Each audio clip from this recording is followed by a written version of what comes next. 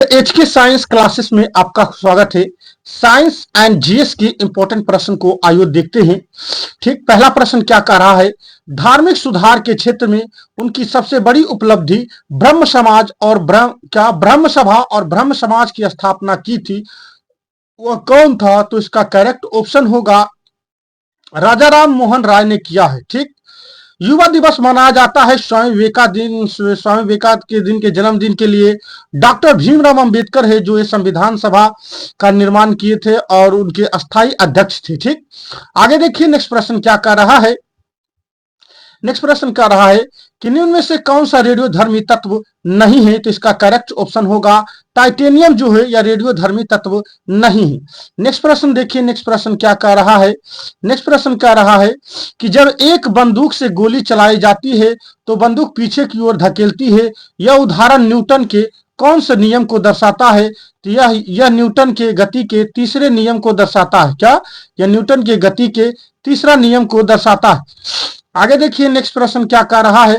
Next प्रश्न कह रहा है निम्नलिखित में कौन सा कथन गलत है? तो इसका करेक्ट ऑप्शन है पादपों के कण, क्या पादपों के कण स्थिर अवस्था में होते हैं? क्या पादपों के कण स्थिर अवस्था में होते हैं? आगे देखिए नेक्स्ट प्रश्न क्या कह रहा है।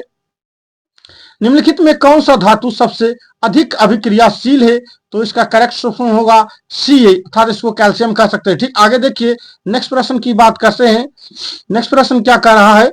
नेक्स्ट प्रश्न कह रहा है कि पौधों में डॉट हार्मोन के संचार के कारण प्रकाश की ओर झुक जाता है, इसको करेक्ट ऑप्शन क्या कहेंगे?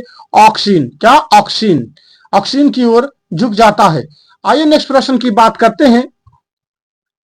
नेक्स्ट प्रश्न क्या कर रहा है। नेक्स्ट प्रश्न कह रहा है कि चंद्रमा की सतह पर लड़के 300 न्यूटन भार है, पृथ्वी पर उस लड़के का भार क्या होगा? तो पृथ्वी पर उसका भार कितना हो जाता? चंद्रमा की अपेक्षा पृथ्वी का भार होता है 1/6 गुने 300 न्यूटन। क्या 300 न्यूटन? तो इसको मल्टीप्लाई करेंगे तो यह हो जाएगा 1800 न्यूटन। क्या 1800 न्यूटन? अर्थात इसका करेक्ट ऑप्शन हो जाएगा ए। क्या हो जाएगा? ए। आगे देखिए नेक्स्ट प्रश्न की बात करते हैं। आगे प्रश्न क्या कर रहा है, विद्युत प्रवाह को मापने के लिए निम्नलिखित में कौन सा यंत्र का प्रयोग किया जाता है? तो इसका करेक्ट ऑप्शन होगा एमीटर। विद्युत धारा को मापने के लिए एमीटर्स का प्रयोग किया जाता है, वही वोल्टेज को मापने के लिए मुख्यतः वोल्ट मीटर्स का प्रयोग किया जाता है। आगे देखिए नेक्स्ट प्रश्न की बात करते हैं। नेक्स्ट प्रश्न क्या कर रहा है, क्या युग्मक संलयन को किसके रूप में परिभाषित किया जाता है? तो इसका करेक्ट ऑप्शन होगा अंडे के साथ शुक्राणु में एक संलयन के साथ। ठीक, आगे देखिए नेक्स्ट प्रश्न की बात करते हैं। नेक्स्ट प्रश्न क्या कर रहा है। नेक्स्ट प्रश्न कह रहा है कि शुष्क लिटमस पेपर का पर शुष्क HCl गैस से क्रिया होता है, तो इसका करेक्ट ऑप्शन क्या कहेंगे? तो इसका करेक्ट ऑप्शन होगा नीले या लाल लिटमस पेपर अपना रंग नहीं बदलता है। आगे देखिए नेक्स्ट प्रश्न की बात करते हैं। नेक्स्ट प्रश्न क्या कर रहा है। नेक्स्ट प्रश्न कह रहा है कि किसी वस्तु के ऊंचाई से गिरने पर इसकी स्थितिज या गतिज ऊर्जा पर क्या होता है? तो इसका करेक्ट ऑप्शन होगा इसकी स्थितिज ऊर्जा कम और गतिज ऊर्जा बढ़ जाती है। आगे देखिए नेक्स्ट प्रश्न की बात करते हैं। कार्बन की बात करते हैं। कार्बन के निम्न अपरूपों में धातु विज्ञान अपचयन एजेंट के रूप में किसका उपयोग किया जाता है? तो इसका करेक्ट ऑप्शन होगा कोक।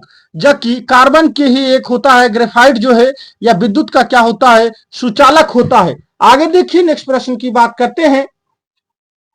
नेक्स्ट प्रश्न क्या कह रहा है कि गुणसूत्र में क्रोमोटेस्टेडिस जिस बिंदु पर संकलन होते हैं उस बिंदु को क्या कहा जाता है? तो उसको सेंट्रोमीटर कहा जाता है। क्या सेंट्रोमीटर? अर्थात ए ऑप्शन करेक्ट है। आगे देखिए नेक्स्ट प्रश्न की बात करते हैं। किस भारतीय राज्य में सबसे अधिक हवाई अड्डा है? तो इसका करेक्ट ऑप्शन होगा गुजरात में सबसे अधिक हवाई अड्डा है। आगे देखिए नेक्स्ट प्रश्न क्या कह रहा है।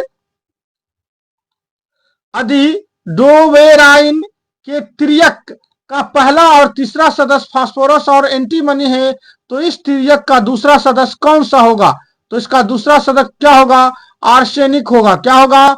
आर्सेनिक होगा। आगे देखिए नेक्स्ट प्रश्न क्या कह रहा है। कवक की कोशिका भित्ति किससे बनी होती है? तो इसका करेक्ट ऑप्शन होगा काइटिन से। किससे? काइटिन से बनी होती है। आगे देखिए नेक्स्ट प्रश्न की बात करते हैं। नेक्स्ट प्रश्न क्या कह रहा है कि निम्नलिखित नियमों में से किसने प्रदान किया था? तत्वों का गुणधर्म उनके परमाणु द्रव्यमान के अवधारणक गुणधर्म होता है। तो इसका करेक्ट ऑप्शन क्या होगा? मेडलीफ। क्या? मेडलीफ होता है। आगे देखिए नेक्स्ट प्रश्न की बात करते हैं। नेक्स्ट प्रश्न क्या कर रहा है? उस पेशेवर भारतीय बास्केटबॉल खिलाड़ी का नाम बताएं जो नेशनल बास्केटबॉल एसोसिएशन NBA में शामिल होने वाले पहले भारतीय थे। तो इसका करेक्ट ऑप्शन होगा सतनाम सिंह भमारा। ठीक, आगे देखिए नेक्स्ट प्रश्न क्या कर रहा है? इनमें से कौन सी एक स्वैच्छिक कार्रवाई नहीं है? तो दिल का धड़कन यह स्वैच्छिक नहीं, अस्वैच्छिक है। ठीक, आगे देखिए नेक्स्ट प्रश्न क्या कर रहा है?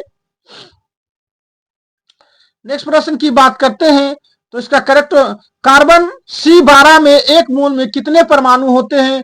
तो इसका करेक्ट ऑप्शन होगा 6.02 × 10⁻23 होता है। बल का समीकरण क्या होता है? F बराबर ma होता है। आगे देखिए अगला प्रश्न क्या कर रहा है? अगला प्रश्न कर रहा है कि निम्नलिखित में कौन सा कार्बन का यौगिक नहीं है?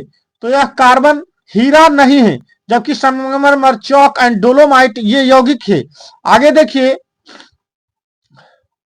अगला प्रश्न क्या कर रहा है? अगला प्रश्न कर रहा है कि निम्नलिखित में से किसका उपयोग पेयजल कीटाणु रहित करने के लिए किया जाता है? तो इसका करेक्ट ऑप्शन हो गया ब्लीचिंग पाउडर। क्या? Bleaching powder. आगे देखिए नेक्स्ट प्रश्न की बात करते हैं। निम्नलिखित उपकरणों में से कौन सा चालक विभवांतर बनाए रखने में मदद करता है? तो इसका करेक्ट ऑप्शन होगा सेल या बैटरी। आगे देखिए नेक्स्ट प्रश्न की बात करते हैं। दो या दो से अधिक तत्वों का योग बनता है, उसको क्या कहते हैं? यौगिक कहते हैं। क्या कहते हैं? यौगिक कहते हैं। आगे देखिए नेक्स्ट प्रश्न की बात करते हैं। उद्योग में प्रयुक्त शक्ति की इकाई क्या होता है? क्या? उद्योग में शक्ति की इकाई क्या होता है? तो इसको हम हॉर्स पावर कहते हैं। क्या? हॉर्स पावर बराबर कितना यूनिट होता है? तो होता है 746 वाट। कितना? 746 वाट होता है एक हॉर्स पावर बराबर। आगे देखिए नेक्स्ट प्रश्न की बात करते हैं। नेक्स्ट प्रश्न क्या कर रहा है कि किसी फूल के मादा प्रजनन हिस्से को क्या कहा जाता है? तो इसका करेक्ट ऑप्शन होगा अंडक कहा जाता है। आगे देखिए नेक्स्ट प्रश्न की बात करते हैं। ध्वनि किस माध्यम से नहीं गुजर सकता है? तो इसका करेक्ट ऑप्शन होगा वैक्यूम। वैक्यूम से ध्वनि नहीं गुजर सकता है। नेक्स्ट प्रश्न के देखिए टोटल कंटेंट समाप्त हो गया। अगर आपको कंटेंट अच्छा लग रहा है चैनल को लाइक एंड सब्सक्राइब करें। वीडियो देखने के लिए धन्यवाद।